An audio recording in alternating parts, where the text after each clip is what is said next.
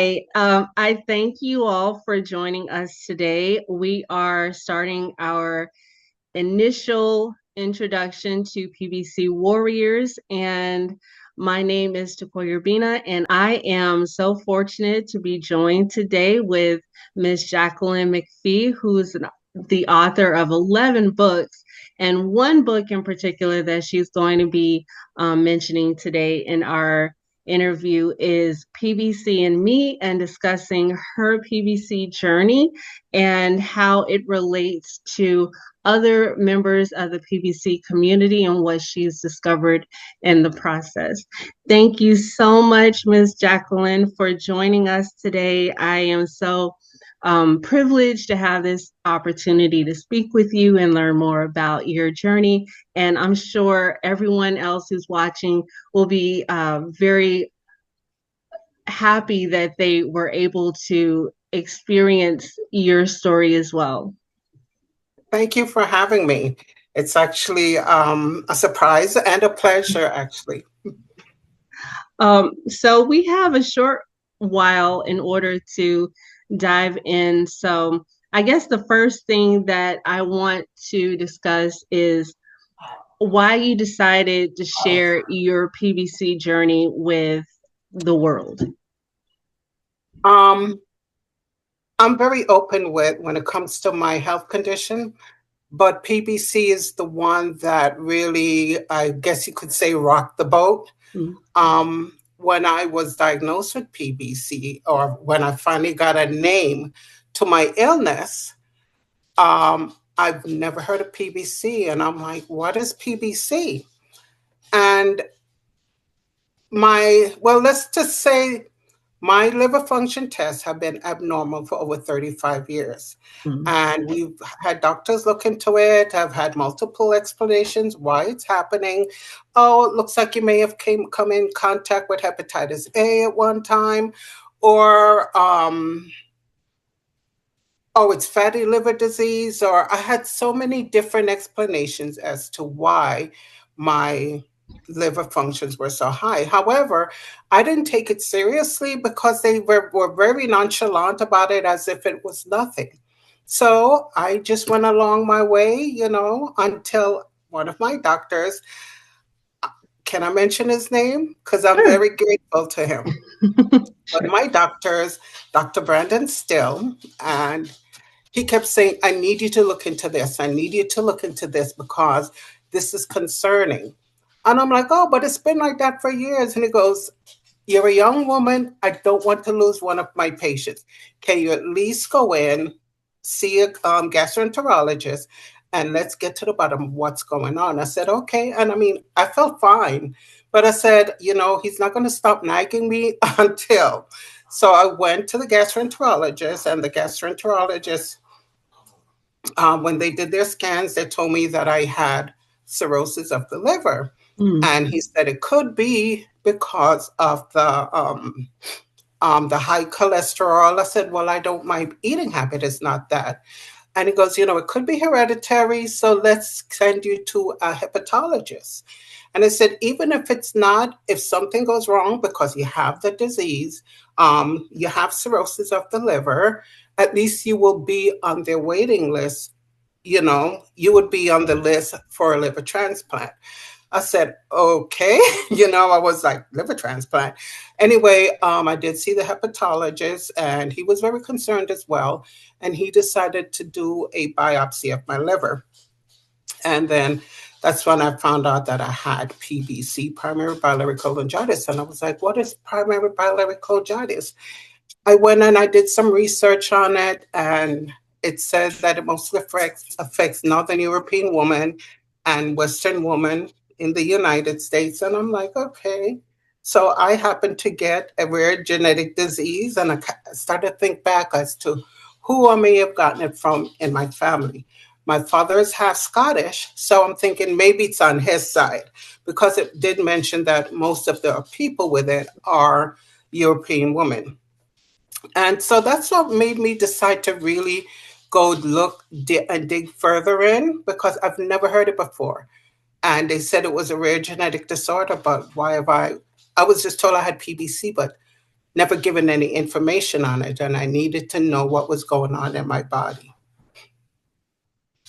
So, were you able to find a tribe or a community to help you to support your journey as you're going through it?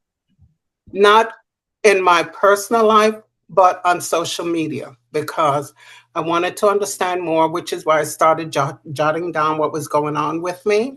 And I wanted to understand more about the symptoms that other people were getting and what happened with them on their journey. Like some of them ended up having a liver transplant. I've seen where people said they had liver cancer, or a relative that had liver cancer. So I started to be active in the groups, and now and then I would go on Facebook to see what was going on. And it was my last hospital visit that I decided, let me delve more into what people are saying about PBC. And that's when I started to complete my book to finish it up, because I did notice some um, similarities, I should say, in the symptoms that I was getting, but was never diagnosed as it being PBC. So, have you found it difficult to navigate your health journey as a woman of color in particular in this space? In PBC, yes, because like I said before, every time I had, and I'm sorry if you see me doing this, oops, I'm sorry, my dog decided he wanted to be a part of No the worries. conversation. So let me close my door 1 second, please. No, sure. I No, apologize. no, no. We're keeping it 100% organic and authentic. It's good. I'm surprised he didn't come jump on my chair and say, "Who are you talking to?" So yeah, um I'm sorry. Can you ask that question again? Sure. No, I was just wondering if you could describe how your experience has been navigating your health journey as a woman of color and in a rare disease community, and especially when so few women of color are found to have this disease.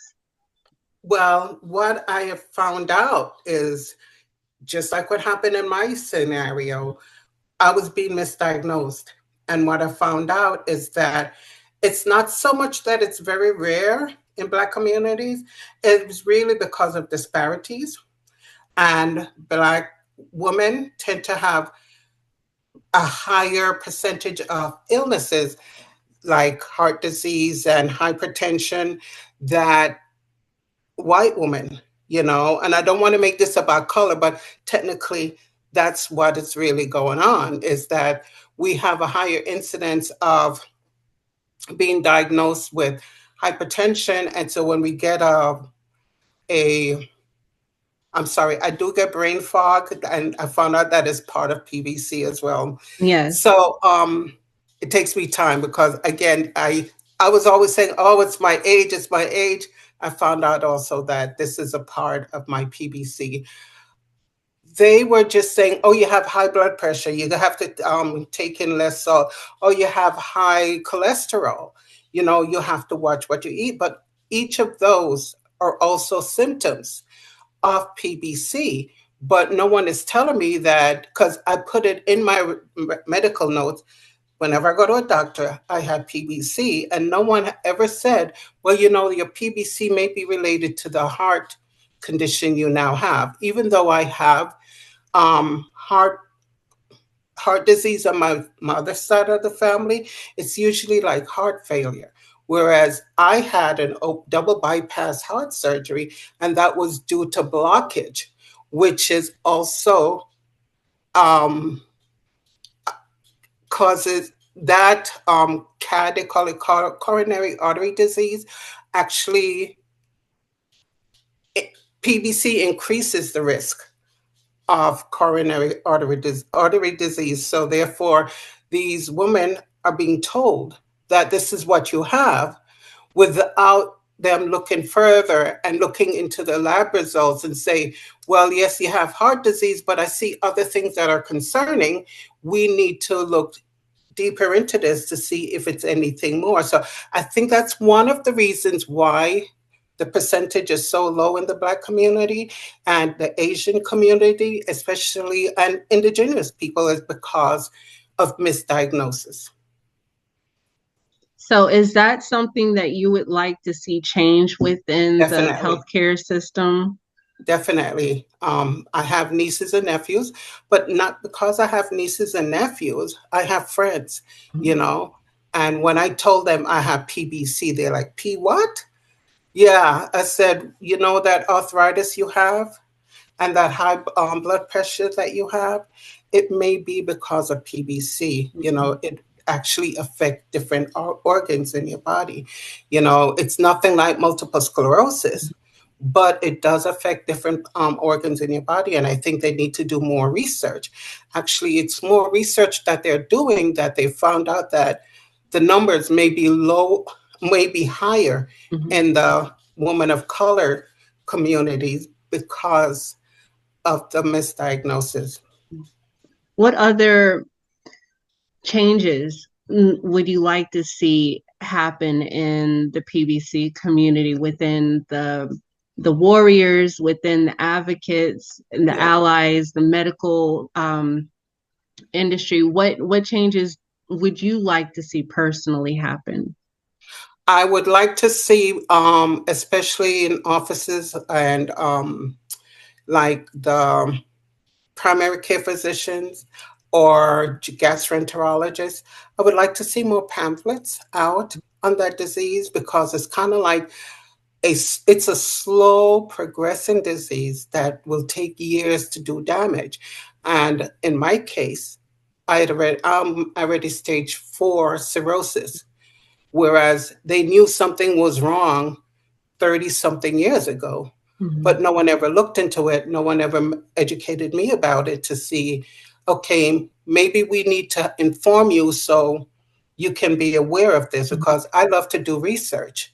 Mhm. And so, therefore, I think if they did more research on the disease, it may be moved out of a rare category into, you know, Mhm. something that people may want to see, um, to see action taken, because there are people out there literally dying Mhm. from something that could have been protected or I'm Prevented. sorry, I get the brain fog. That's okay. And you know, Prevented. this is one of the things I Mhm. want people to know about, Mhm. because I'm like, oh God, I'm getting old. And I come to realize that it wasn't my age, it was the Right. disease. Yeah. I think it's called something with the brain and stuff. I wrote it down, but it's something that's reversible.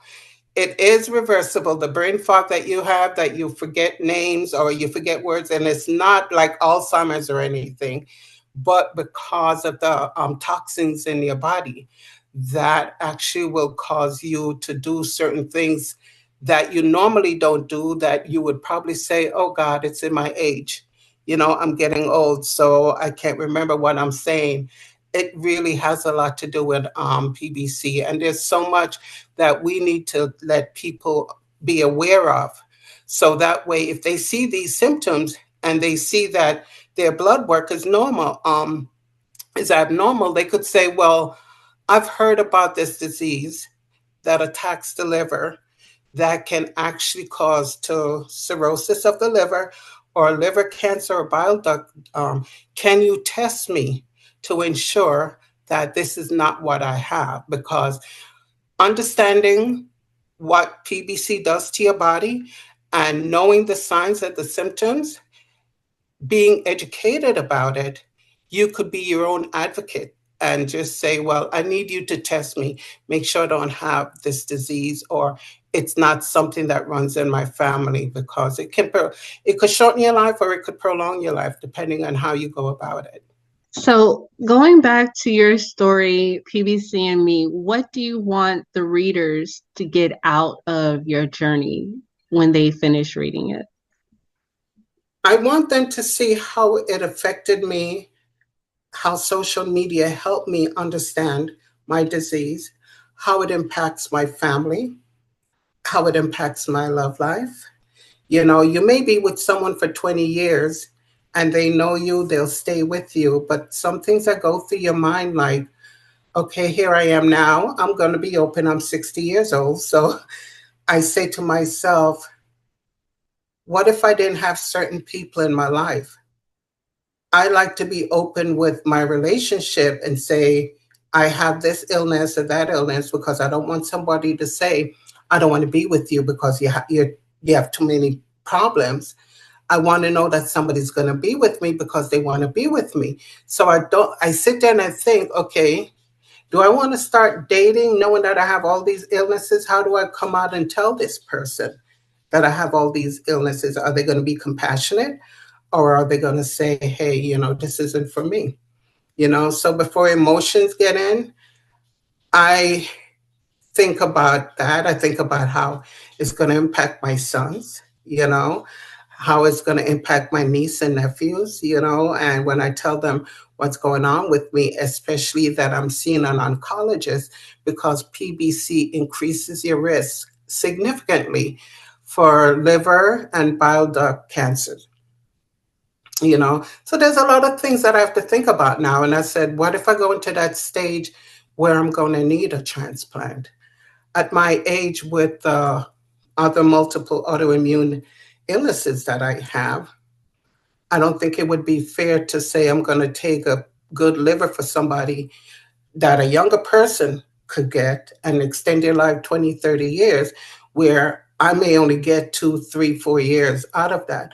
So it makes me stop and think about how I have to look at life and how it's going to impact me and the decisions I make in life. I'm not a drinker. And that was one of the things that really bothered me. I had cirrhosis of the liver, and my friends and family, you get drunk off wine cooler. How do you get cirrhosis of the liver? You know, it carries a negative stigmatism because people are thinking, oh, if you don't know me, you'll say, oh, she was probably an alcoholic or this or that. And that's not the case. I'm not a drinker. I like I said, wine cooler. I get tipsy off wine coolers. So there's a lot that people need to learn about. It's just not a liver disease. It's more than a liver disease. It's life changing. So, what do you do to help get you through those moments that are more triggering or more difficult? I have a good friend that I speak with. I've known her since 1974. No, 1975. And she's going through her own health issues. She's got multiple sclerosis. And just like me, she didn't know she had MS until long after the disease had really put her into retirement, I guess you could say. And so we talk about our lives. We talk about how it affects our life and the after effect, because we know that this is something that will ultimately be our demise, how it's going to affect our children. And so that she kind of like reassures me that everything's okay. And when she asks me the same question 10 million times, and I say, hey, you asked me that already? She goes, I did. I said, yeah. Then she'll go back and ask me the question. We laugh at it because I tell her, I understand, you have an illness. You don't know that you're repeating yourself. You're asking the same question. But in the meantime, when I get sentiment called kind of melancholy, she's like, well, this is not a disease that you asked for. This is a disease that came on you. You didn't do anything to cause it to happen to you. It's just that in your case, you ended up getting a rare genetic disorder. So we do talk to each other. She calls me all the time when she hears me that I sound kind of down. I'm just checking on you. You're okay. So it's good to have that one person. I don't burden my children with it because, I don't want them to sit there and think, oh, is mom going to make it past the year? So I don't talk to them about it. I let them know that, yes, I'm seeing an oncologist because of what may happen. And I have swollen lymph nodes in my chest and my abdomen, which is also, because my spleen is also swollen, which are also part of the PBC, you know. So I kind of prepare them, but mentally, I just say, this is something God wants me to go through. I remember praying and saying, God, and I'm not a religious person, so to speak, but I always said, if my children have to get any kind of disease that's going to shorten their life, I'd rather get it, you know? So I'm thinking, you know, maybe I'm getting the answer. I'd rather it be me than my children, my niece or my nephews, you know, somebody that I love. I'd rather it be me. So those are things I sit there and think about, you know. It's kind of it's what you make out of it. It really is. You could just accept it and move on with life, or you sit there and you worry about it, which worry only causes more damage. Do you have any parting advice that you would like to share with the viewers that are watching your interview? I strongly recommend second advice. You know, if you feel something is not right, don't always take your doctor's word as a final word. I strongly believe in getting a second advice if you feel that something is not right. You know, we have this sixth sense that I believe in, that, yeah, I understand what he's saying, but something doesn't sit right with me. Get a second opinion, you know, because that second opinion could actually change your life. All right. And if you don't understand something, or you don't know something about an illness that you have, get get yourself educated. There are a lot of resources out there, including the support groups that I joined for your organization, with people of stories of their own, and you could literally relate to them, and you realize that you're not alone. You're not fighting this battle alone. It's nothing to be ashamed of, you know, and you do have that support out there. Thank you so much for agreeing to sit down with me. Learning about your story was very inspirational, and I'm sure that our audience, the viewers, they feel exactly the same. Before we go, would you like to share your social media hashtags, where they can find you and how they can purchase your story? I do write under the name J.E.McFee, and my books are available on Amazon. I just self publish, and, you know, I do use Chat GPT to help me edit it. So, you know, it's not done by professionals, it's done by me. And I just do it because I want people to understand what's going on out there. You know, my Facebook is under my first and last name, which is Jacqueline McFee. And I do have my TikTok and my YouTube channel, but that's, I write poems and I turn them into music. So I post those on YouTube and TikTok under Sage Rider 812. That's it. Great. Everybody who's watching, please go out and support and follow Ms. Jacqueline McFee. Thank you so much again. We look forward to communicating with you via social media and staying in contact. Um, I look forward to continuing this conversation offline, and hopefully you will find more people to engage with on social media, and more people to join your community and your tribe as well. Thank you so much. Thank you. And I'd like more information about how to advocate in my area. I'm in the Orlando area. So Definitely. I would like information on that because I really want people to understand this disease. We will help you with that as well. Okay?